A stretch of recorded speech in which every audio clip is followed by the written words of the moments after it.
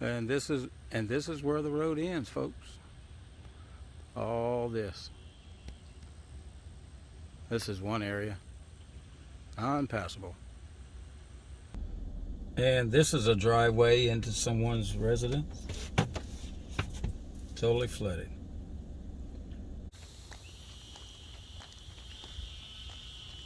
Well, this is where people park their cars on high ground to save their cars from flooding. And I'm going to show you when you cross over this bridge here where they have all the camps. Now, of course, it didn't rain today, which is a good thing. But I'll show you what's going on with the water rise. You get up on this bridge here. It's just a drawbridge. As you can see the water. How bad it is. People are slowing down.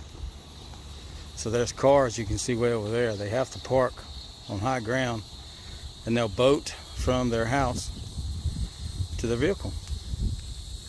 This is so sad, folks. These are all camps.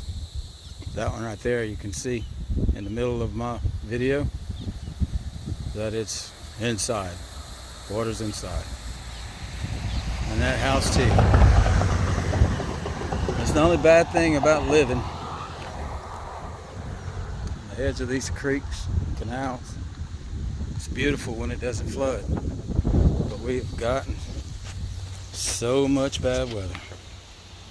Look how the water came up on their property. I don't want to film their home since they're there outside.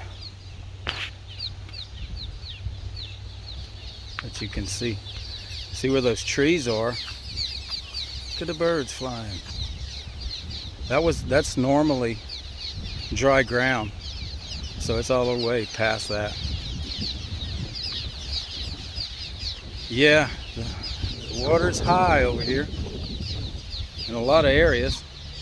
All the low-lying areas are fighting this. I'll tell you another thing that's going on. The state of Louisiana has put out a notice to the homeowners in Lake Charles, the ones that actually have gotten flooded, that they'll buy their property. That seems kind of strange. Kind of reminds me of this you won't own it and you'll be happy kind of deal. Land grabs. Never heard of that before, but it was on the news. They're wanting to buy the Lake Charles properties if people need to get out.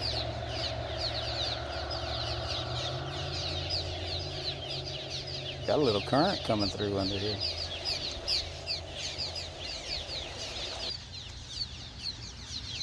Well, the birds are flying.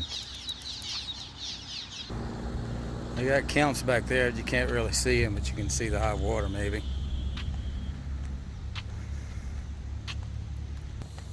Another look. These people's property. I won't film their house, but this is their driveway. Can't get in there. So sad. But all the high areas are okay. And no rain yet. But we do have a lot of clouds. And less at Lone Star Pioneer, and it was raining over there. But we got lucky today. We got a break from all this weather. Maybe things will start settling down. The only other worry is now we got all this rain. We need to worry about all the creeks rising, all the water coming down from the north. That'll overtake roads. I did see some signs on the road here, so some of this road did flood because they put signs up. I'll show you that when we get to it.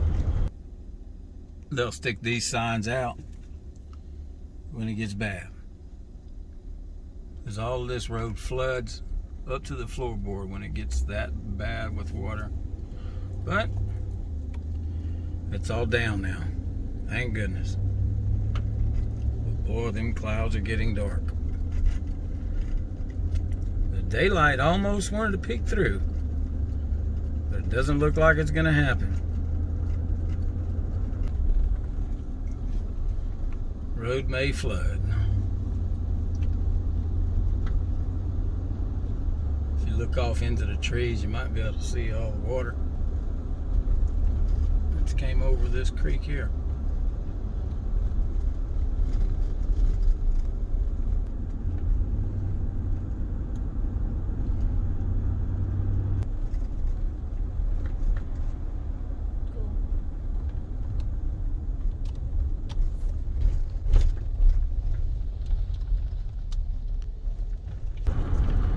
Now, as for our garden, it looks like the corn's gonna make it.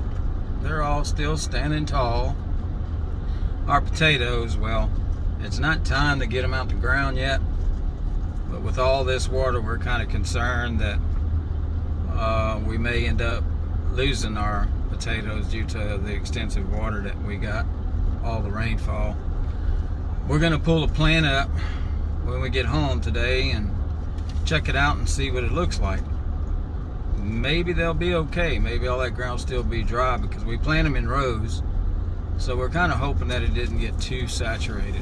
It's just in the middle, the lower part, you know, in between the rows that have a lot of water. As far as the other garden with the tomatoes, I can't really get out there and trudge in the mud. I haven't done it yet.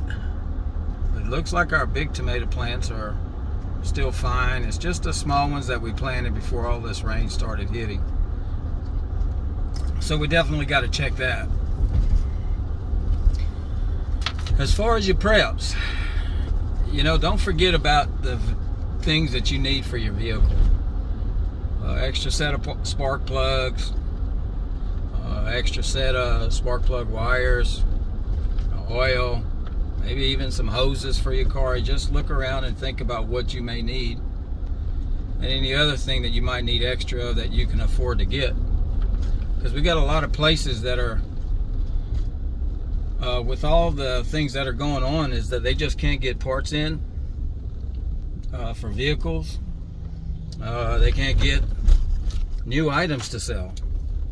Our camper RV sales place, what they have on a lot is what they'll have. They can't get anymore. I brought my car for a recall, and they took care of the recall on my car, but I was also having issues with the turbo wastegate control module, which I've had to replace before, and they called me back and said they no longer can get it. There's just been a slowdown on parts being produced for vehicles due to no one wanting to work. Reduction in their workforce is causing things not to get made and sent to the stores. You got to look at all your areas. What else is going to happen? Because I think there's going to be more coming. I really do. We're going to start seeing a decrease in a lot of things that we normally see inside the store. You can just run over and pick up when you want. You get there and find out that you can't get it. So that's about it. We're about to get home. We had to drop Zoe off to her friend's house, and while we were dropping her off, I wanted to make this little video and show you that creek area that water rose and really destroyed these people's homes, which is so sad. Pray for all these people over here in Louisiana. We really appreciate it. I hope all of you guys are doing well. You guys stay safe, and always remember, prepare for the unknown.